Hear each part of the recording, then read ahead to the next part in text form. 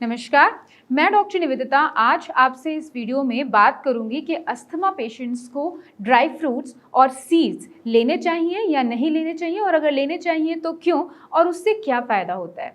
जी हाँ, जब हम अस्थमा पेशेंट्स की बात करते हैं तो ऐसे पेशेंट्स को बेसिकली सांस लेने और छोड़ने में काफ़ी ज़्यादा दिक्कत का सामना करना पड़ता है, और उसी की वजह से उनकी सांस फूलती है और उनकी जो छाती के मसल्स हैं उसमें काफ़ी ज़्यादा सिकुड़न की वजह से दर्द होता है, यानी कि बहुत एफर्ट्स के साथ सांस लेनी पड़ती है, जिसकी वजह से चेस्ट पेन होता है, बलगम आता है, बलगम को निकालने के लिए बार बार खांसी आती है। तो ये बहुत ज़्यादा स्ट्रेसफुल उनकी लाइफ हो जाती है अस्थमेटिक पेशेंट्स की, स्पेशली जब उन्हें अटैक आता है तब। जब भी हम अस्थमा पेशेंट्स की बात करते हैं, वो हमारे यहाँ विजिट करते हैं, तो बार बार हम एम्फेसाइज करते हैं कि आपको सिर्फ मेडिसिन ही नहीं, अपनी लाइफस्टाइल में चेंजेस करने होंगे, और डाइट लाइफस्टाइल का एक बहुत ही इंपॉर्टेंट पार्ट है। जब भी हम अस्थमा पेशेंट से मिलते हैं, उन्हें बताते हैं कि आपको कौन सी चीज़ें अवॉइड करनी चाहिए और कौन सी चीज़ें ज़रूर इनकॉर्पोरेट करनी चाहिए।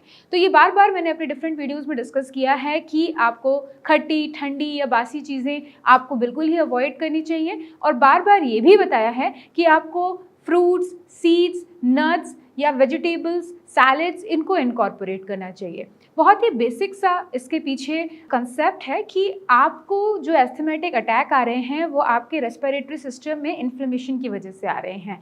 ये इन्फ्लेमेशन जो होती है उससे लड़ने के लिए आपकी बॉडी की इम्यूनिटी को अच्छा होना चाहिए, और रोग प्रतिरोधक क्षमता तभी बढ़ती है जब आप अच्छी चीज़ों को ले रहे होते हैं।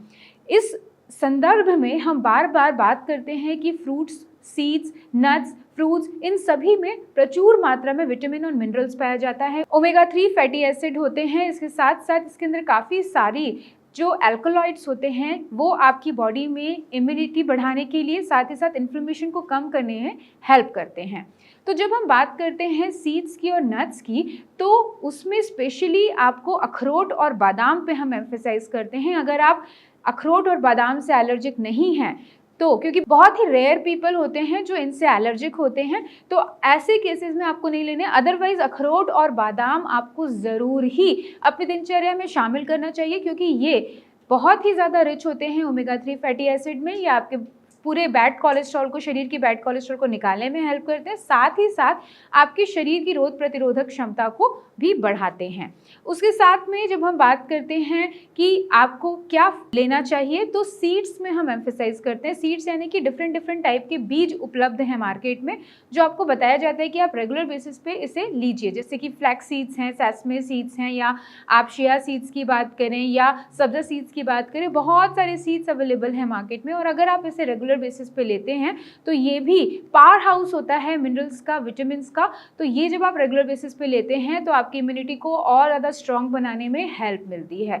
तो जब भी हम एस्थमेटिक पेशेंट्स की बात करते हैं या उनसे हम बोलते हैं कि आपको ये मेडिसिन लेनी है, तो साथ ही साथ डाइट पे बहुत ज़्यादा एम्फेसाइज करते हैं, बिकॉज डाइट एक सपोर्टिव सिस्टम है आपकी किसी भी ट्रीटमेंट को सही तरीके से कार्यगत होने में। मतलब आपको अगर प्रॉपर ट्रीटमेंट चाहिए तो आपको प्रॉपर डाइट तो लेनी ही चाहिए। तो आशा करती हूँ इस वीडियो में आपको समझ में आया होगा कि क्यों हम बार बार अखरोट, बादाम, सीड्स यानी कि फ्रूट्स, नट्स, सीड्स, वेजिटेबल सब पे एम्फेसाइज करते हैं। तो आज इस वीडियो में इतना ही। नई इन्फॉर्मेशन, नई वीडियो के साथ मैं फिर से आपके सामने प्रस्तुत होंगी। तब तक आप अपना ध्यान रखें। नमस्कार।